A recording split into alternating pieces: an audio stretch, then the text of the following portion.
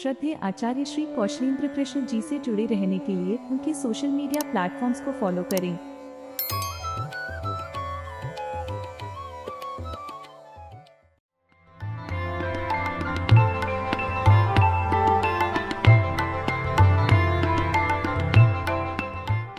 पूरी श्रृंखला केवल उन हेतु है जो मनुस्मृति को निष्पक्ष एवं खुले दिमाग से जानना चाहते हैं। जो पूर्व से ही मनुस्मृति एवं ब्राह्मणों के कट्टर विरोधी हों, उन्हें इस वीडियो से कोई लाभ नहीं है। ऐसों को तो इस श्रृंखला के नाम से ही पीड़ा हो जाती है। फिर कई सज्जन आकर कमेंट बॉक्स में अपशब्द लिखकर अपने माता पिता के दूषित संस्कारों का भी परिचय देते हैं। ऐसे सारे महापुरुष कृपया इस वीडियो से दूर रहें। तो आप सबको पावन नवरात्र पर्व की कोटि कोटि शुभकामनाएं और नववर्ष की भी कोटि कोटि शुभकामनाएं। कल से नववर्ष प्रारंभ हुआ और कल से ही यह नवरात्र का पावन पर्व भी प्रारंभ हुआ है चैत्र मास में। और आज के वीडियो में चर्चा होगी कि जैसे कि मनुस्मृति के ऊपर आरोप लगता आया है कि मनुस्मृति में तो स्त्रियों का अपमान ही अधिक हुआ है, उनके साथ अत्याचार ही हुआ है। तो अत्याचार तो स्त्रियों पर हुआ ही होगा इतिहास में, किंतु उसमें मनुस्मृति का विशेषकर कितना योगदान है, इसके विषय में आज हम चर्चा करने का प्रयत्न करेंगे। इसके साथ ही बहुत प्रकार के विषयों पर चर्चा होगी। बहुत ही दुर्लभ बातों को जानने का सुंदर मौका है। बड़ा ही रोचक वीडियो है, तो वीडियो पूरा ध्यान से अवश्य देखिएगा। श्रीमन नारायण विजयते। हमारे जितने भी ज्येष्ठ जन हैं, श्रेष्ठ जन हैं, अग्रज हैं, गुरुजन हैं, सबके चरणों पर कोटि कोटि वंदन समर्पित करते हुए हम आज के वीडियो को प्रारंभ करेंगे। और आप देख रहे हैं शास्त्र श्रुत श्रृंखला के अंतर्गत मनुस्मृति का अध्ययन, मनुस्मृति की चर्चा। और इस वीडियो को पूर्णतया समझने हेतु आवश्यक है कि आप इस श्रृंखला के पिछले वीडियोस को भी क्रमवार तरीके से देखें। और यदि आपको देखना है तो उसकी प्लेलिस्ट इस वीडियो के डिस्क्रिप्शन में आपको उपलब्ध हो जाएगा, वहां पर जाकर के अवश्य एक बार निरीक्षण करिए। पिछले भाग में पूछे गए प्रश्न का जिन्होंने सही उत्तर प्रदान किया है उनके नाम आपके स्क्रीन के ऊपर आ रहे होंगे। आप इन्हें कमेंट्स के माध्यम से ढेर सारी बधाइयाँ दें। हमारी ओर से भी इनको खूब सारी बधाइयाँ हैं और आशा है कि इस भाग को देख करके इस भाग के अंतिम में जो प्रश्न पूछे जाएंगे उनका भी वे समुचित उत्तर प्रदान करेंगे। और आप सबके लिए भी हमारी कुछ इसी प्रकार से आशाएं हृदय में स्थित हैं। तो वैसे मनुस्मृति से एक बात तो स्पष्ट हो जाता है कि कुलक्षणा स्त्री से संपर्क, उनसे बातें करना, एवं स्त्री यदि सुलक्षणा हो तब भी यदि ब्रह्मचारी हो आप, तो ब्रह्मचर्य व्रतियों एवं यतियों का उनसे संपर्क अधोगति का कारक होता है। और ये एक केवल मनुस्मृति की बात नहीं है, अपितु समस्त शास्त्रों में यही निर्देश हमको प्राप्त होता है। भागवत में भी पदापि युवतिम भिक्षुर्न स्पृशेत् दारवीम अपि, इस प्रकार से उक्ति हमको प्राप्त होती ही है। तो ब्रह्मचारियों और यतियों अर्थात सन्यासियों को तो सुलक्षणा स्त्री के भी संपर्क में नहीं आना चाहिए और कुलक्षणा स्त्री के संपर्क में किसी को भी नहीं आना चाहिए। मुख्य रूप से यदि हम चर्चा करें तो मनुस्मृति में इसी बात को जोड़ दिया गया है। अब कोई कहे कि स्त्री तो स्त्री होती है, कुछ लोगों के मन में ये भावना आ सकती है कि स्त्री तो आखिर स्त्री है, भले ही कोई वेश्या ही क्यों ना हो, कोई कुलक्षणा हो, सुलक्षणा हो, आखिर सारी स्त्रियां तो स्त्री ही होती हैं, उनका सबको हमको सम्मान ही करना चाहिए। तो बात यहाँ पर सम्मान अपमान की बात नहीं है, बात यह है अपने हित की। स्वयं का हित किसमें है, किसका संग करने में स्वयं का हित है। यहाँ पर आप किसी का अपमान नहीं कर रहे हैं, वेश्या का भी अपमान आप नहीं करते हैं, आपको नहीं करना चाहिए। किंतु वेश्या के प्रति जो हमारा धर्म है उसको तो हमको पालन करना पड़ेगा। और स्त्री तो स्त्री है, इस बात को केवल हम स्त्रियों के लिए बोलते हैं, यही बात पुरुषों हेतु कोई क्यों नहीं करता। पुरुष कितना भी दुष्ट हो जाए, चोर हो जाए, चांडाल हो जाए, उसको क्यों आप लोग निम्न आंकते हैं। फिर चोर को फिर आप दंड क्यों देते हैं, मत दीजिए चोर को दंड। तो ये बात है, पुरुषों के लिए कोई ये बात नहीं करता। उस स्त्री को धिक्कार है भैया जो किंचित धन हेतु, थोड़ा सा धन कमाने हेतु अपने देह का व्यापार करे। ऐसी स्त्रियों को ही तो वेश्या कहते हैं, जो थोड़ा धन कमाने के लिए अपने देह को बेचने पर आमादा हो जाती हैं। तो ऐसी स्त्रियों को धिक्कार हैं। ये पुरुषों में जघन्य अपराध करने वाले पुरुषों के ही तुल्य हैं, इनको तो दंड होना चाहिए, ये निश्चित बात है। तो आज ऐसे देह व्यापारियों की ही पूजा हो रही है, जिसकी चर्चा अभी हुई। ऐसे ही देह व्यापारी स्त्रियां जो हैं उनकी ही तो आज के युग में पूजा होती है। आप देखिएगा, टीवी में देखिएगा, कहीं भी देखिएगा, और इंस्टाग्राम, टिकटॉक, भगवान जाने क्या क्या सब एक एक से जो प्लेटफॉर्म्स अवेलेबल हैं, उसमें ऐसा होता है कि इंस्टाग्राम की कोई सेंसेशन लड़की है जो इंस्टाग्राम में आगे अपना करियर बनाना चाहती है, कुछ एक्स्ट्रा लाइमलाइट चाहिए उसको, तो अपना आपत्तिजनक वीडियो लीक करवा देती है।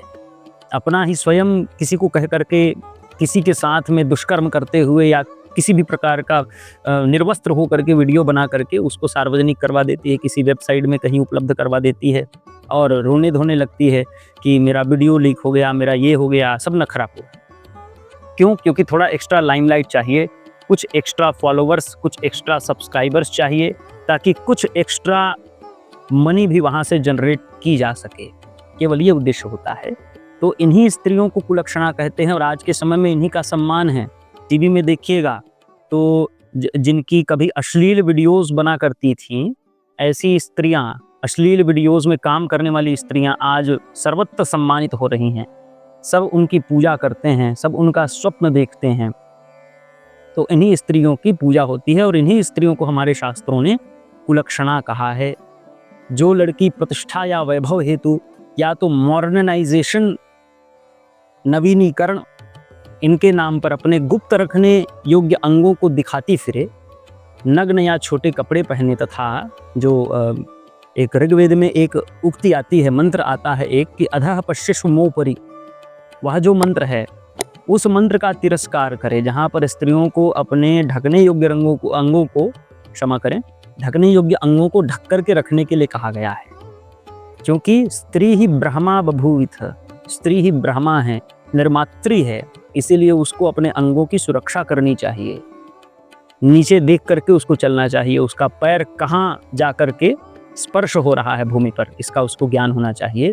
जो इस मंत्र का तिरस्कार करे, ऐसी कन्या, ऐसी लड़की, ऐसी स्त्री निश्चित ही कुलक्षणा है। मर्यादा और लज्जा स्त्रियों का आभूषण है। आगे इस वीडियो में जिन्हें भी स्त्री कहेंगे, समझिएगा कि हम ऐसों की ही चर्चा कर रहे हैं जिनके अंदर में मर्यादा है, जिनके अंदर में लज्जा है और इन दोनों को जो अपना आभूषण मान करके चलती हैं, उन्हीं को वास्तव में सम्मान योग्य बताया गया है मनुस्मृति में। स्त्रियां सबके सम्मान योग्य हैं। जो अच्छी स्त्रियां हैं, सुलक्षणा स्त्रियां हैं, वो पिता के माध्यम से, भाई के माध्यम से, देवर के माध्यम से, पति के माध्यम से, सबको स्त्रियों का सत्कार करना चाहिए। पति हेतु जो उसने अपने परिवार को छोड़ा है, स्त्री आपके घर में आई है, आपकी पत्नी बन करके अपने परिवार को छोड़ दिया, अपने पिता माता को, अपने भाई को, अपनी बहन को छोड़ करके वो आपके घर में आ गई, तो उसका मान रखना पति का परम कर्तव्य है। आगे मनुस्मृति में भृगु जी महाराज कहते हैं कि यत्र नार्यस्तु पूज्यन्ते रमन्ते सर्वदेवता, जहाँ स्त्रियों का सत्कार होता है, स्त्रियों का सम्मान होता है, उस घर में सारे देवता आकर के विराजते हैं। ध्यान रखिएगा हम किस प्रकार की स्त्रियों की बात कर रहे हैं, पहले ही हमने सब स्पष्ट कर दिया है। तो सारे देवता उस घर में आ विराजते हैं और जहाँ स्त्रियों का अपमान होता है, उस घर के सारे शुभ कार्य भी निष्फल हो जाते हैं। स्त्रियों के सुख से ही कुल बनता या बिगड़ता है। स्त्रियों को दुख दोगे तो कुल बिगड़ जाएगा, स्त्रियों को सुख दोगे तो कुल बन जाएगा, कुल में अच्छे पुत्र उत्पन्न होंगे। पति को चाहिए कि स्त्री को सदैव सुंदर वस्त्रों, आभूषणों आदि से सुसज्जित रखे।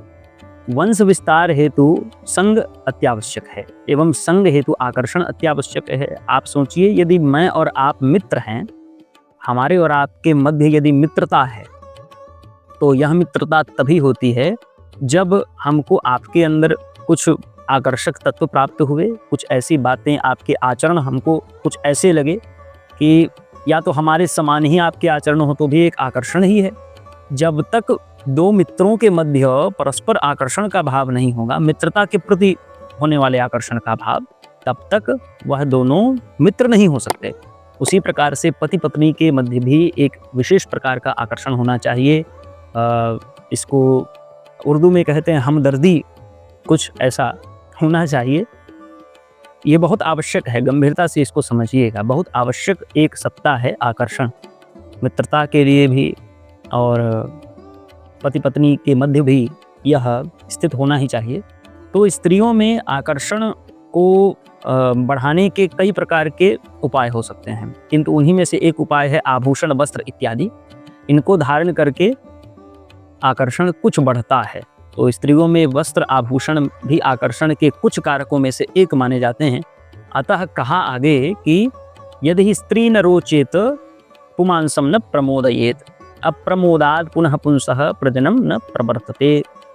ये बात इसीलिए कहा गया है मनुस्मृति में। तो आकर्षण बहुत आवश्यक है। विविध वस्त्रों को धारण करना, आभूषणों से स्त्रियों को शोभित करना चाहिए पति को, ये पति का परम कर्तव्य है।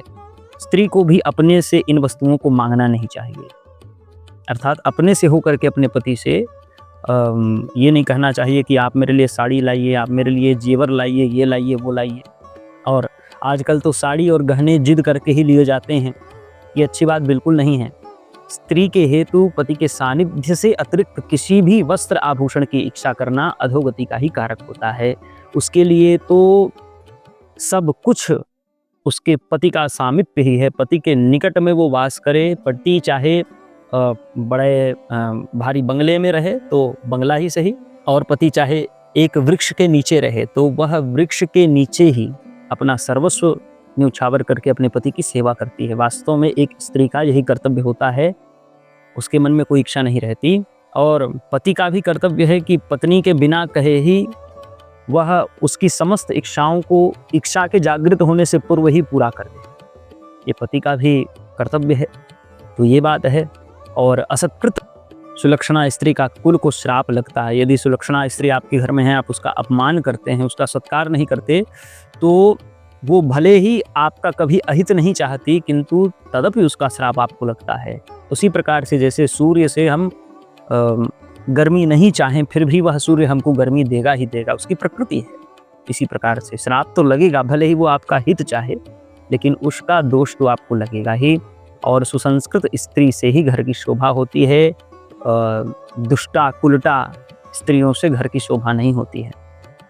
जिस घर में पति पत्नी परस्पर एक दूसरे से संतुष्ट रहते हैं, वह घर घर नहीं रहता, फिर वह घर मंदिर हो जाता है, उसको मंदिर कहना चाहिए।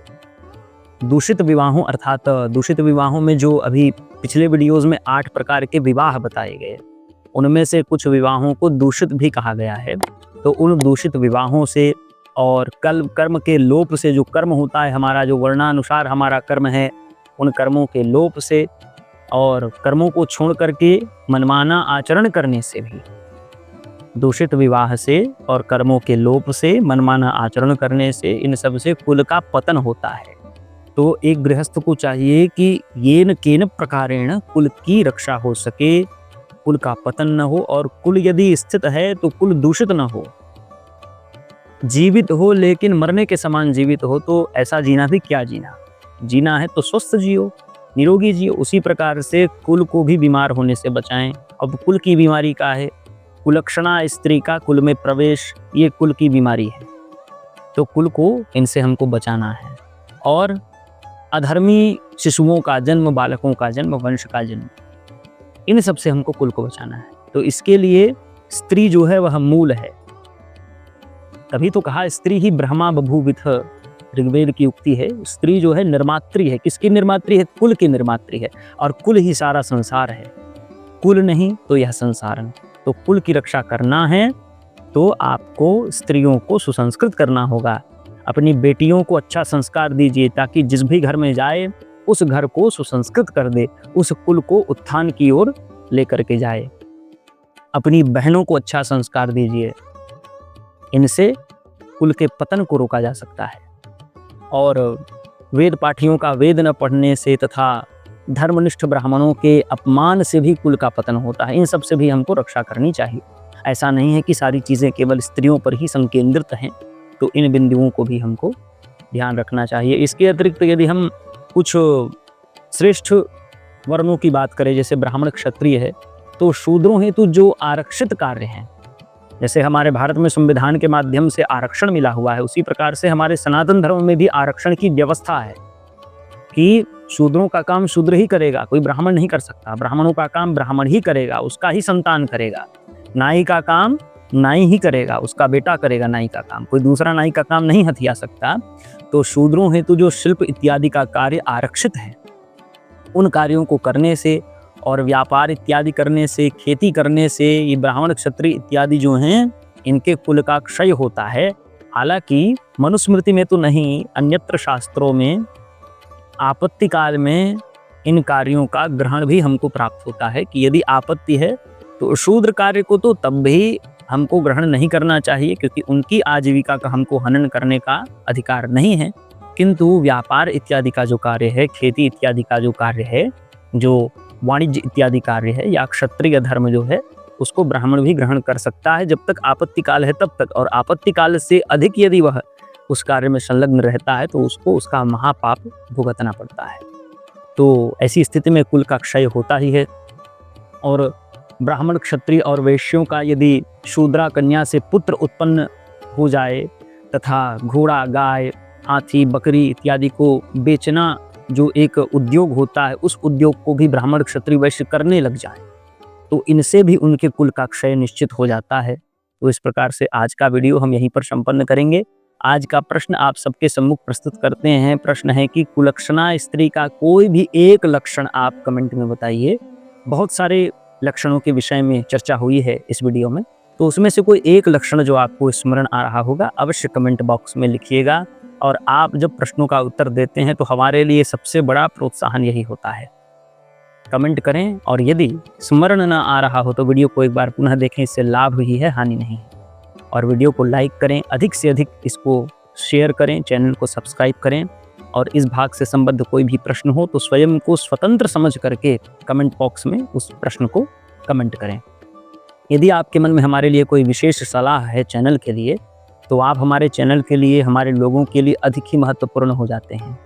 हमारे चैनल के विशेषाधिकार को प्राप्त करने के लिए सलाहकार का आप चाहें तो नीचे सब्सक्राइब बटन के बगल में ज्वाइन का एक बटन दिख रहा होगा, उस बटन को क्लिक करिएगा। वहाँ पर सारा ब्यौरा उसका आपके समक्ष प्रस्तुत हो जाएगा। उससे लाभ आपको क्या क्या है और क्या क्या हानियाँ हैं वो सब कुछ आपके समक्ष होंगी। उसके उपरांत जैसा आपका निर्णय वैसा आप आगे बढ़ेंगे। फेसबुक का पेज है हमारा, व्हाट्सएप का चैनल है, टेलीग्राम का चैनल है, इंस्टाग्राम है, वेबसाइट है।